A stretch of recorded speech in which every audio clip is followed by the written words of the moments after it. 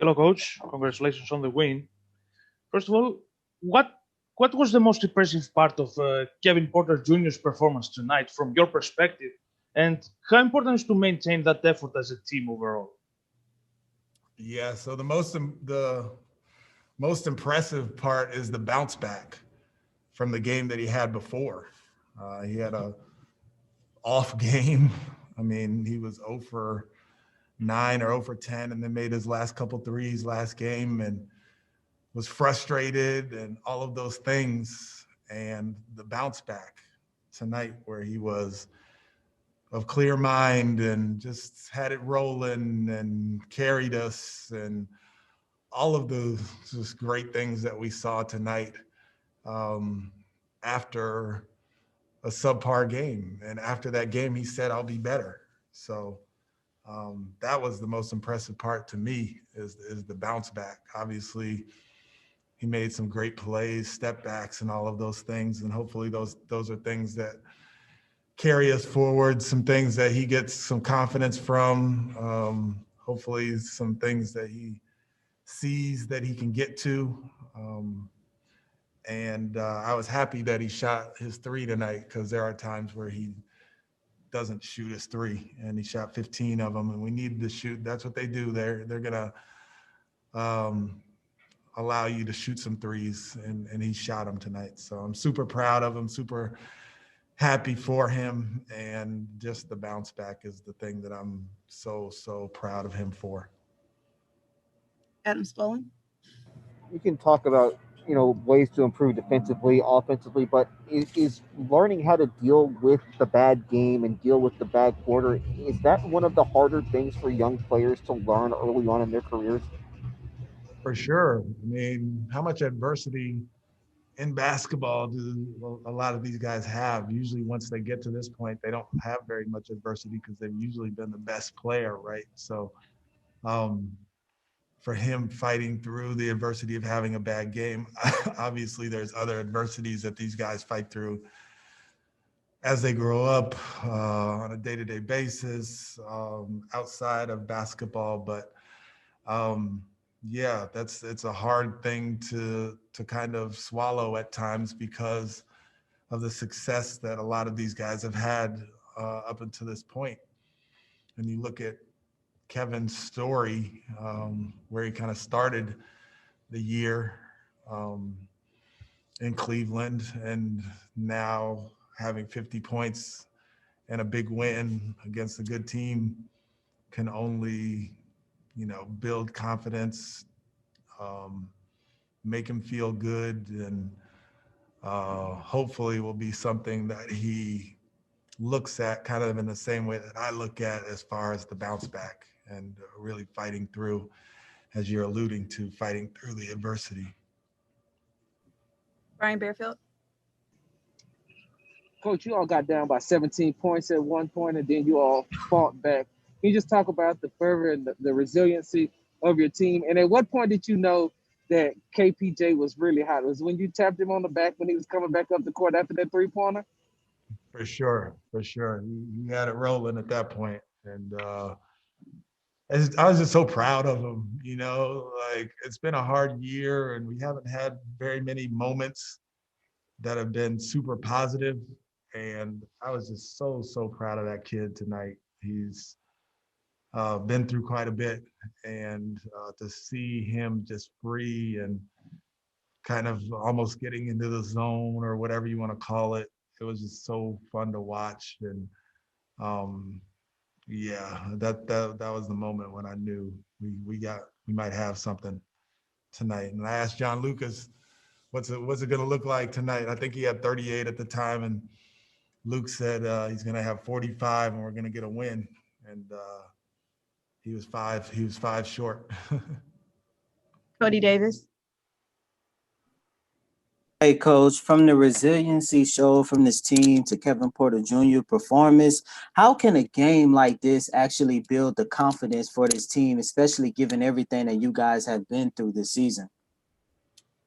Yeah, I mean, it can show that we have the ability to fight through against a good team. It can show that You know, when we're kind of all pulling in the same direction, that we can be pretty good. Obviously, on the defensive end, it was a struggle. I mean, we gave up 136 points, but C. Wood was, I mean, really, really good. I mean, we knew that he would have some chances to shoot the three, and he shot 10 of them and made 6. So he was great.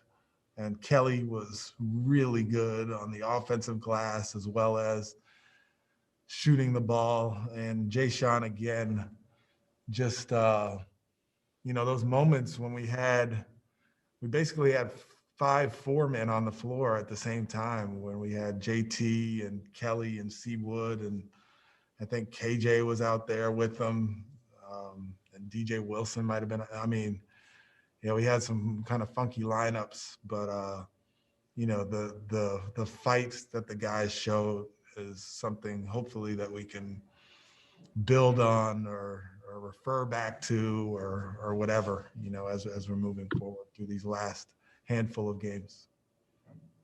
Adam Spolin.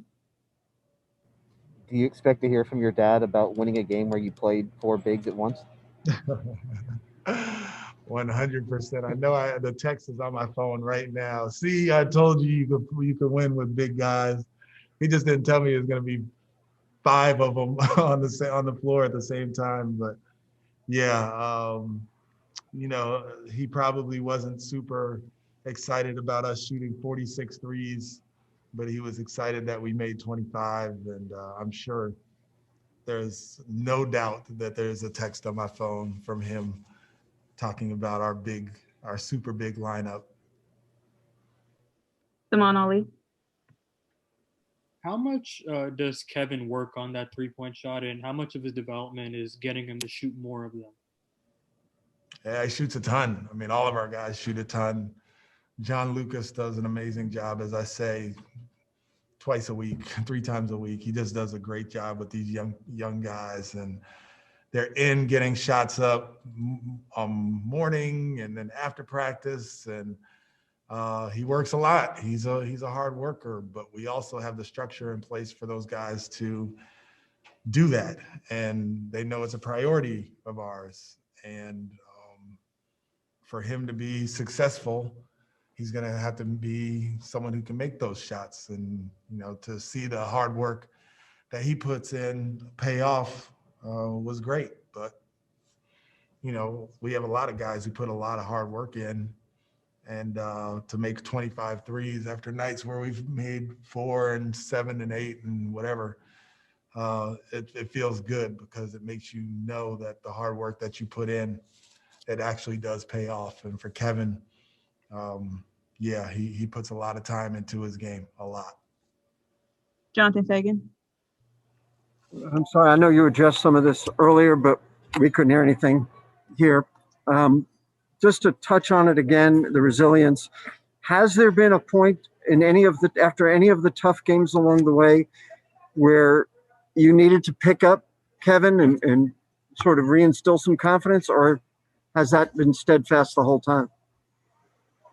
He is very much, as you can kind of see on the floor, he can get down, but the thing about him is he snaps right back, and that's a good quality to have. So like after the last game, he knew he didn't play very well, and the first thing he said when we came back to the locker room is, I've got to play better, and I will, you know. So keeping him confident and all of those things, you know, it's necessary for all of them to know that I have confidence in them, and they need to have confidence in themselves. But he does have like a kind of special thing about him where he can snap right back after being super, super frustrated. He can snap right back and be back to himself. And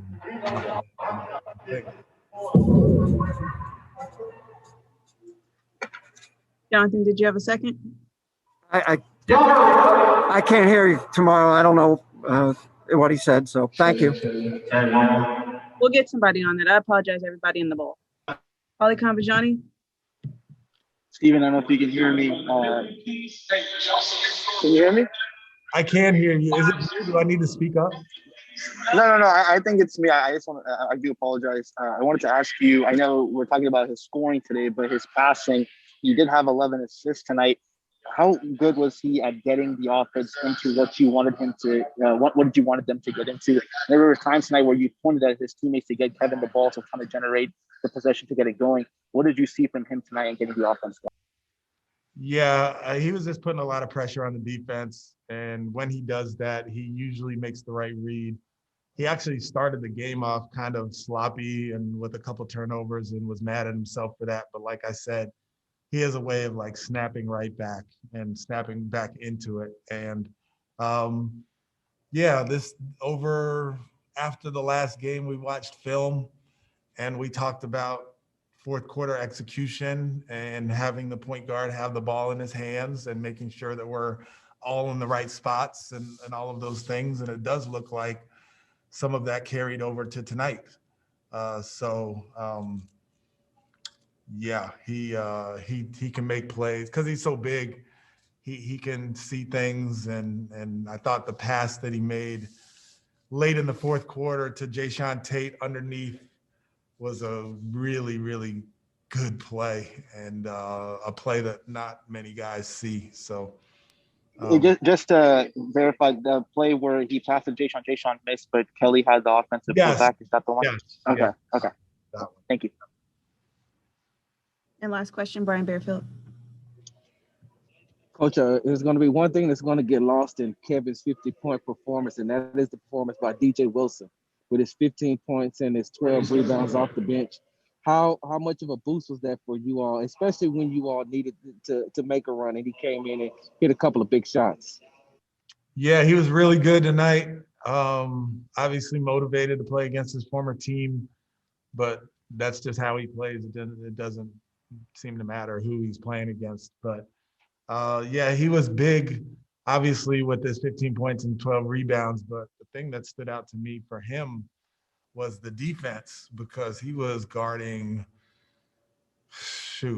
Middleton at times. He was guarding Tucker. He was guarding Lopez. He was, he might have even guarded Forbes some and maybe switched on to Holiday some. So the defensive effort that he gave, because he was basically playing the 2 or the 3 for us when we had him, Tate, and then the 2 bigs in there together. So yeah, it was great. We needed the contribution that he gave us, obviously on the offensive end and his ability to shoot shots. And he's another great worker when it comes to shooting and getting his extra shots in. But I was super impressed with his defensive effort. Even though he gave up so many points, there were some stops that needed to be made, and he gave it his all, even though he was guarding perimeter players.